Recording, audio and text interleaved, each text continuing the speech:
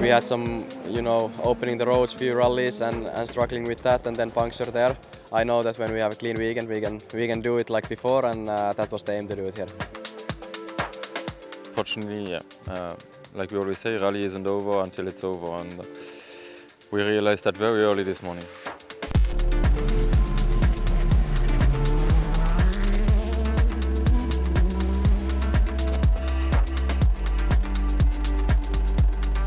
No matter which way you look at it, Rovanperä was a winner this weekend.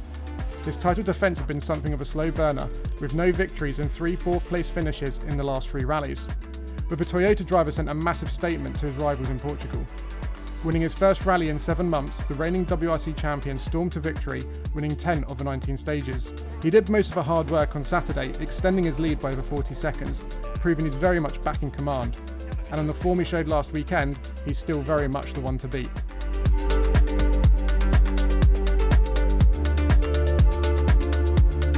Can last weekend be seen as anything other than a great weekend for Danny Sordo? He was on the pace right from the off and never looked back. Sordo's only weak point was that he was unable to cope with the blistering speed of Rovanperä on Saturday, but then again, nobody was able to match the reigning champion's pace, so this was a job well done.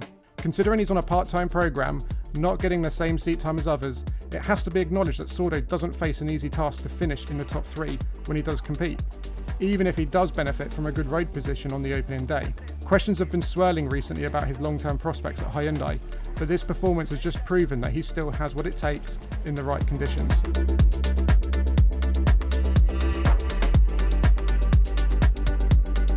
Featuring Gus Greensmith as a winner never really came into the frame over the first 2 days of Rally of Portugal. He'd been doing a fine job in second, although a puncture on Friday meant he wasn't exactly challenging Oliver Solberg for the victory, leaving him nearly a minute off the lead on Saturday evening. But then Solberg was hit with a penalty for those donuts on special stage 15, and it changed the game completely. All of a sudden, Greensmith was thrust into the top spot. It was his rally to lose, and it nearly happened. Having lost his power steering on Sunday morning, all of a sudden it looked like Solberg might be able to rein him back in and snatch victory from his grasp. But credit where it's due, Greensmith dug deep and managed to extract enough pace from his Fabia RS Rally 2 to hold on. And that's what makes Greensmith a winner. It didn't get served up on a plate all that easily in the end. Remember, he had water issues on Saturday afternoon too, and he made the most of it.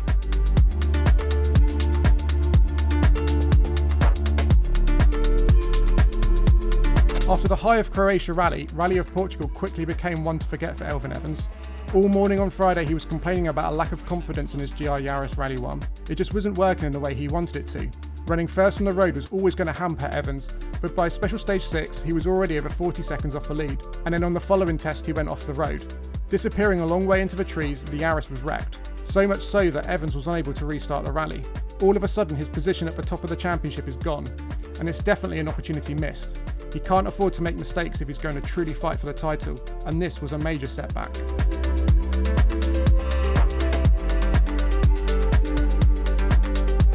Thierry Neuville was another title contender to run into strife in Portugal. He was incredibly unfortunate to lose several minutes with his power problem on Sunday, but even if that hadn't happened, the Belgian would likely have qualified for the losers section here. Neuville's struggle to truly get on top of things on a Friday is now a fairly famous theme, but last weekend it continued into Saturday as well. Something was missing from the i20N Rally 1, and he wasn't able to grab it by the horns. The silver lining is he will start behind both Elfyn Evans and Sebastian Ogier in Sardinia. But after his mistake in Croatia, he could have done with a big points haul here, and he had the perfect opportunity in front of him to do just that.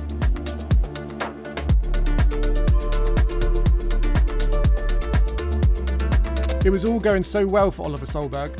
He was in complete control of WRC2, on course to put himself back at the top of the championship, and then he decided to do a donut. Believing that putting on a show for the fans was allowed, he pitched his Skoda into a series of 360s between the flying finish and a stop line on Saturday's super special stage. But the call to the stewards' room quickly came. In the end, Solberg was given a 1-minute penalty for breaching the supplementary regulations, costing him his lead. And this will hurt. His fight back was mega and came oh so close to reclaiming the win, but he had it nailed on before. Solberg can't afford to give points away like this if he's going to win the WRC2 title.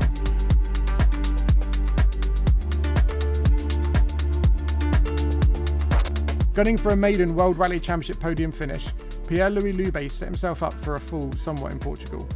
With such a bold target, anything less would have to be deemed a failure in some part. To his credit, he was flying on the opening morning, leading after his first stage and well in the mix for the podium despite an exhaust fire at the end of special stage 3. But Loubet was undone by a narrow section on Saturday where he clipped the inside and broke his steering, forcing him out of the day. A big price to pay for a small mistake for sure, but all these things add up. Had he stayed in the running, the M Sport driver would have been on for at least a top 5 finish, potentially even more. Instead, he heads to Sardinia with confidence a little more dented and behind a WRC2 driver who's missed 2 events this season in the championship.